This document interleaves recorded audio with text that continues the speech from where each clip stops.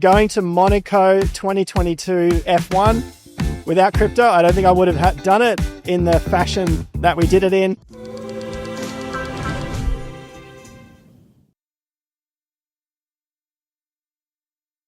My early years getting involved in crypto were basically coming from a trading background. And I remember talking to my brother about it. We couldn't understand how the percentages were so real that you could get these massive gains. But then as you get more into it, you realize what the deal is. The earlier years came from a trading background, and it just seemed like a new, interesting thing to trade. Was there more opportunity here? And that's how we got started with the old cryptocurrency trading.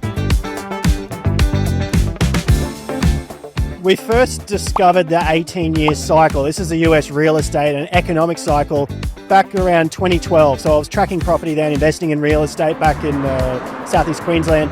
From that point, you start to see that there's a lot of negative news out, but the markets keep going up. The idea was that you've got this long cycle, it comes to a peak, and then there's a long correction.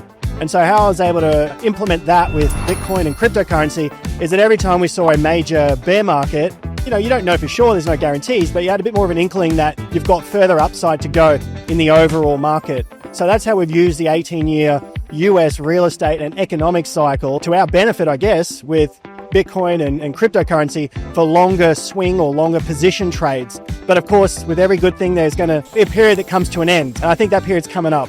But we'll leave that for another discussion. The 18-year real estate and economic cycle, a bit of an epiphany when you see how it works and how it's the underlying driver behind markets and economies.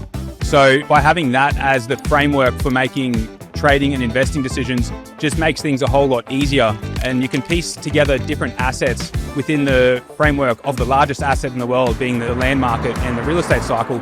So by keeping the 18-year cycle front and center, you can get a deeper insight into what's really going on behind the scenes. I've been online for a long time just posting about things, and then the amount of questions that kept coming up, you figure I might as well put this into something that other people can learn from, and so you start doing more videos because people are asking you questions, and so if you can answer many people in one hit, well then it's going to be a bit more efficient for your time. And then things have snowballed from that point, being able to explain this to people. So this was the early days, 2017, 2018, so I was doing a little bit more when it came to social media. But yeah, people were asking questions back then, obviously more so now, and that's why it's grown so much in the last several years. Yeah, I mean, it's changed my life in many ways, and it actually came about by a big mistake, or not a mistake rather, an accident with Jason being online. He kind of blew up really quick when crypto was taking off in the previous bull market, and he was getting absolutely just peppered with questions and questions and questions with, how are you doing what you're doing? And at that stage, I was just a solo trader on my own in my room. And with all the demand that Jason was getting from his social media, I jumped on to help him with the education side of things. And it's a real gift to be able to teach, because when you're teaching something, you get to learn it again and again. And it's just been able to really reinforce everything that I was doing and help a lot of people on quite a large scale. So it's been fantastic. But with the teaching, it's definitely improved my trading as well. So that's been amazing. But the stories, I mean, you could go from anything from most recent ones are guys buying cars with the profits they've made, not crazy stuff like Lambos, but just grassroots, just family cars, hundreds of thousands of dollars per trade, just really, really nice stories. I did a video just yesterday. Markets at the moment while we're filming, not to time stamp anything, but they're falling. And we've had two mantras of different mindsets. One is a Michael Saylor type, a perma bull, and you can only be Bitcoin and only ever buy, and the other is like a Peter Schiff, forget Bitcoin altogether and have gold. And so one mantra I mentioned in yesterday was just don't become a zealot about anything. You need to be fluid in what you do, especially with trading the markets, because there is no one direction. It's always moving, it's always changing. So if you can stick by something like that, you've obviously got to go with the direction, but you need to be ready to shift, especially if you're in such a volatile market like crypto.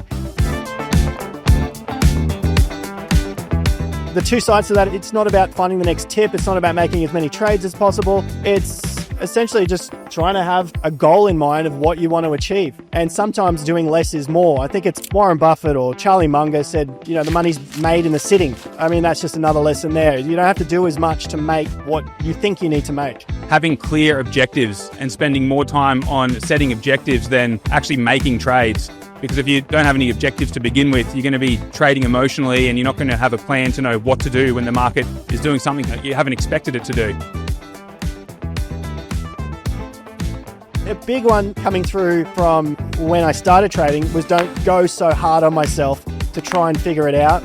Just be a little bit more fluid with what I'm doing, not put as much pressure on myself to make profits, don't put as much pressure on myself to get things done, and just enjoy life a little bit more. Go easy on yourself and just trust yourself to make the best decisions you can with the information you have. Know that you're going to make mistakes, and that's basically, the crux of it. Having so many children of your own, but that's pretty much my next thing is how much more time can I get for myself so I can spend it with my young kids as they grow older and, just have a different life to what I had as a kid. So that's pretty much the big driving force right now. Without crypto, going to Monaco 2022 F1, without crypto, I don't think I would have done it in the fashion that we did it in. All thanks to crypto, but it was a wild time. Without crypto, I probably never would have been in the public eye doing education. So it's really opened up that door for me, considering how much the asset class has taken off.